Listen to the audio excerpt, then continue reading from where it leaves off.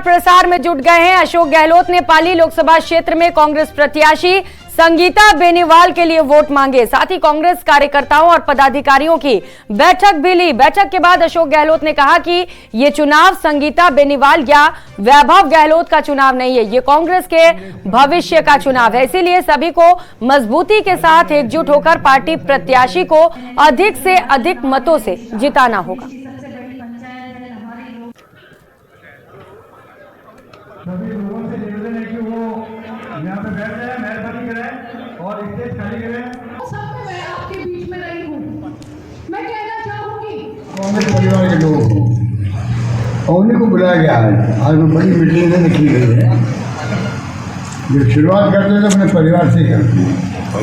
कल भी आप लोगों ने जो जोश दिखाया, जुलूस निकाला, रेलवे स्टेशन लगा करके, वो भी काबिल तारीफ था। उसके लिए आप बजट के पास वहाँ यानी खबर जालोर तक पहुँच गई और जयपुर तक पहुँच गई कि पाली में था जोश से। मैं आपसे प्रार्थना करूँगा कि पाली में हम लोग बहुत कमजोर हो गए थे। इन्होंने हमारा साथ दे दिया, खुशी से इन्हें काम चल गया, वरना एक सीट भी नहीं आई चला। इस बार देवरा भाटी ने वो नहीं करती है, वो नहीं करती।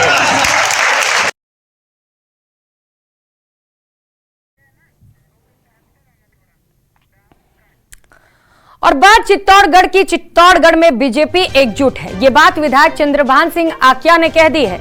टिकट न मिलने पर निर्दलीय लड़कर विधानसभा जीतने वाले आक्या एक बार फिर से भगवा हो गए हैं। वहीं चित्तौड़गढ़ पहुंचने पर आक्या का कार्यकर्ताओं ने भव्य स्वागत किया।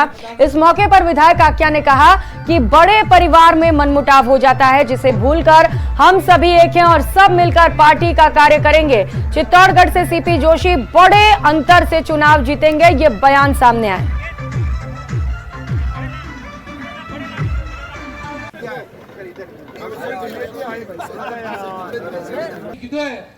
छोटी बातें होती है, उसको भूलते हुए इस परिवार के कुनबे को आगे बढ़ाना है। और मोदी जी, प्रधानमंत्री जी मोदी जी के नेतृत्व में 400 सीटें हम सब लोगों को लानी है।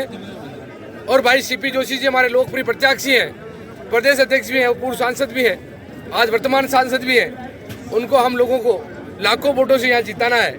इसलिए हम सब मिलकर पार्टी का काम करेंगे, पार्टी को आगे बढ़ाएंगे और छोटी बातें कोई हुई होगी उसको भूलकर हम आगे बढ़ेंगे।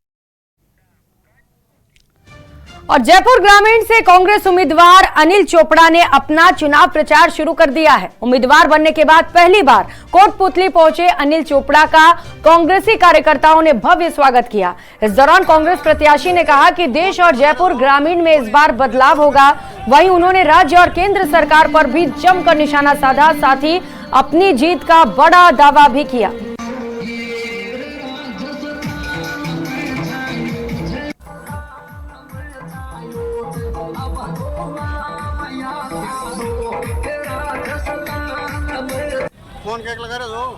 मैं तमाम इन नौजवानों और किसानों के माध्यम से कहना चाहूँगा कि आपका ये युवा साथी निश्चित रूप से पिछले 10 साल से गांव ढाणी के अंदर घूमकर इन किसानों की, नौजवानों की समस्याओं के लिए जूझ रहा है। और आने वाले टाइम में देश की सबसे बड़ी पंचायत में इन नौजवानों के लिए काम करने का अगर मुझे इस देवतुल्य जनता ने मौका दिया तो निश्चित रूप से इनकी आवाज़ मैं देश की सबसे बड़ी पंचायत में उठाने का प्रयास करूँगा। उधर कांग्रेसी नेता पूर्व मंत्री ममता भूपेश ने बीजेपी पर जमकर निशाना साधा। ममता भूपेश ने कहा कि रामनवमी आने वाली है और वनवास तो सिर्फ 14 वर्ष का था, लेकिन दौसा में कांग्रेस को 15 वर्ष का वनवास हो गया है। अब इस वनवास को तोड़ना है। ऐसे में पार्टी आलाकमान जिसे भी टिकट देकर भेजे उसे ही जी जान से जिताना है। साथ ही कहा कि कार्यकर्ता दो तरह के होते हैं, एक वो होते हैं जिसके मन में वफादारी होती है, वो रामचंद्र होते हैं, अपने आप को भगवान राम के वंशज मान सकते हैं, और दूसरे कार्यकर्ता वो होते हैं जिनके मुंह में राम और बगल में छुरी होती है। रामनवमी भी आने वाली है बहुत जल्दी। वनवास तो 14 बरस का था, अपने यहाँ तो कांग्रेस को लोकसभा में 15 बरस का वनवास हो गया। इसलिए आप सब लोग कमर कस लीजिए कि इस वनवास को तोड़ना है और हमें हमारे प्रत्याशी को, जो हमारे नेता आदरणीय खड़गे जी, सोनिया गांधी जी और राहुल गांधी जी जिसको भी तिलक लगा के हमारे कांग्रेस पार्टी का प्रत्याशी बना के भेजेंगे, हमको उसके गले में माला पहना के उसको भारी बहुमत से यहाँ से जिता के एक बार राजस्थान के अंदर दिखाना है कि कांग्रेस का कार्यकर्ता दौसा लोकसभा क्षेत्र का बहुत सक्रिय है। और अगली खबर टोंक से है, जहां सवाई माधोपुर सांसद सुखबीर सिंह जौनापुरिया प्रदेश वासियों को रंगोत्सव के पर्व पर शुभकामनाएं देते नजर आए। टोंक में आवास पर कार्यकर्ताओं से मुलाकात के बाद उन्होंने प्राचीन कंकाली माता मंदिर में दर्शन भी किए। सांसद जौनापुरिया ने कांग्रेस प्रत्याशी हरीश चंद्र मीणा पर भ्रष्टाचार के गंभीर आरोप लगाते हुए मीणा के उस बयान पर पलटवार किया है जिसमें मीणा ने कहा कि जनता बार बार बेवकूफ नहीं बन सकती।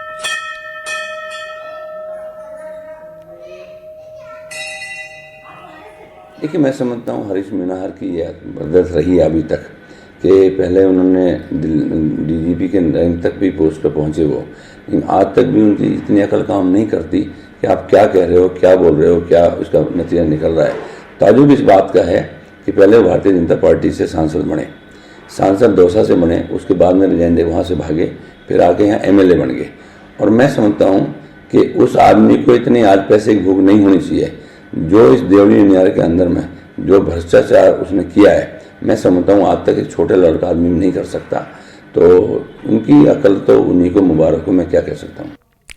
तो राजस्थान में लोकसभा चुनाव की गूंज तेज हो गई है। बाड़मेर से कांग्रेस प्रत्याशी उमेदाराम बेनीवाल ने पूर्व कैबिनेट मंत्री शाले मोहम्मद से